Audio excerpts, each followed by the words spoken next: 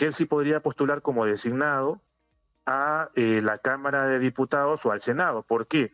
Porque si bien es cierto, el último párrafo, si mal no recuerdo, el último párrafo, el artículo 24b de la Ley de Elecciones Políticas refiere que una persona afiliada al partido A para que postule por el partido B debe haber renunciado un año antes a la fecha de vencimiento del plazo para presentar solicitud de inscripción de este candidato. Esto es, debió haber renunciado hasta el 23 de diciembre del año pasado y el partido ha terminado de consumarse su cancelación recién hace pocos días. Cédulas. En consecuencia, para descomprimir un poco el tamaño de la cédula, ¿no?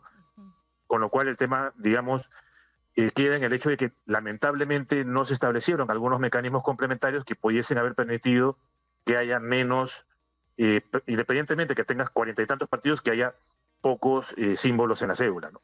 Y la Corte Suprema ha absuelto a Vladimir Cerrón por el caso Aeródromo Huanca. Según lo que ha dicho Richard Rojas, que es el secretario general de prensa de ese partido político, ha dicho: Vladimir Cerrón está presto a poder salir y no descartamos su presencia dentro de las elecciones generales 2026. Sin embargo, él tiene otro caso todavía presente, que son los dinámicos del centro. Pero habría que, yo la verdad no recuerdo si es que en el caso dinámico del centro ya tiene sentencia, porque recordemos que los procesados no están impedidos de postular. O sea, para que se genere el impedimento de postulación, yo tengo que tener o una sentencia en primera instancia vigente por cualquier delito doloso, o una sentencia por calidad de cosa juzgada vigente por cualquier delito doloso, o pese a estas dos sentencias del caso Solís Casilla y Navarro Torres, si yo tuviera una sentencia por delitos de violación de libertad sexual, tráfico ilícito de drogas, colusión, peculado y corrupción de funcionarios, pese a que ya me hubiese rehabilitado. Ahora, yo no sé si es este único, como le comentaba, si es que esta es la única sentencia que tiene, bueno, el único caso con sentencia, por decirlo de alguna manera, es que tenía el señor Cerrón. Recordemos que justamente el señor Cerrón gana un proceso constitucional en el TC que ordenó justamente que se vuelva a emitir un pronunciamiento por parte del Poder Judicial. Quizás sea este el caso que ha generado, esta sentencia del TC la que ha generado esta decisión reciente del PJ. Pero si no tiene ninguna otra sentencia, y no tiene ninguna otra sentencia de acá hasta las elecciones, sí podría.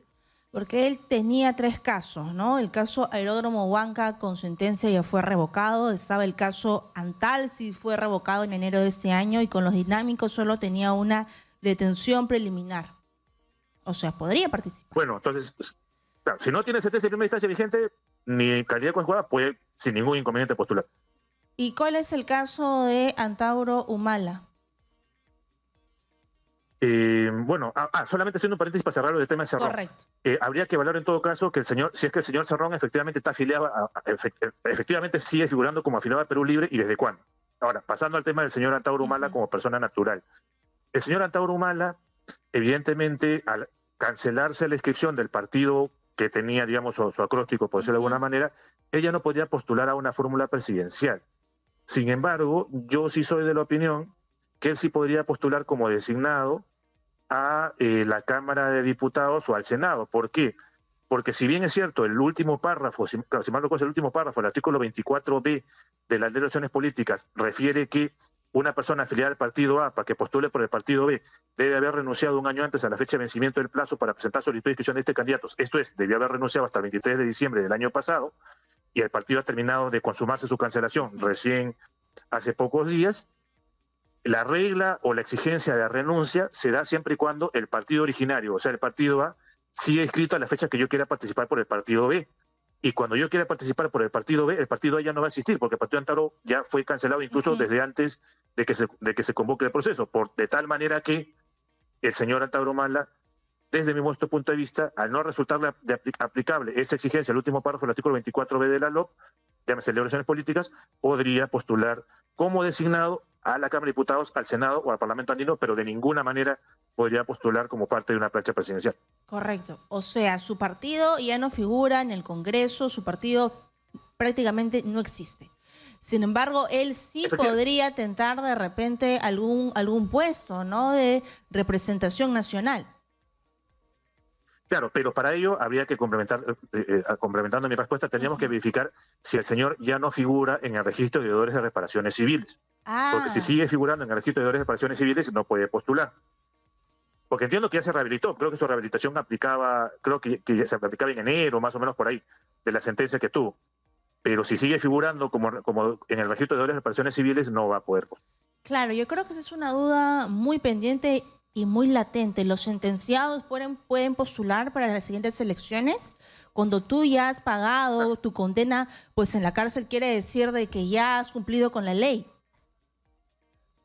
Efectivamente, si yo ya fui sentenciado, pero cumplí mi condena, ya pagué mi reparación civil, ya ni siquiera figuro en el registro de reparaciones civiles, en principio podría postular. Sin embargo, como te comento, siguen vigentes algunos impedimentos permanentes, como es el tema de violación de libertad sexual, tráfico ilícito de drogas, peculado, colusión y corrupción de funcionarios. Sin embargo, el TC anterior, en el caso Solís Casilla y Barro Torres, ha inaplicado el impedimento permanente y ha considerado que, digamos, en estos dos casos concretos, pese a que pesaba sobre ellos delitos contra la administración, sentencias por delitos contra la administración pública, siguiendo el razonamiento que el TC ya tuvo cuando declaró inconstitucional el impedimento permanente por terrorismo, el TC, digamos, razona de que no puede haber un impedimento que subsista al periodo del cumplimiento de la condena. Por eso declaró inconstitucional el impedimento por terrorismo. Ese mismo argumento es el que ha utilizado el TC para inaplicarle el impedimento permanente por delito contra la administración pública al señor Navarro Torres, por ejemplo. Muy bien, muchas gracias. Nos queda muy claro. Gracias a Josué Naupari, experto en Derecho Electoral. Muchas gracias.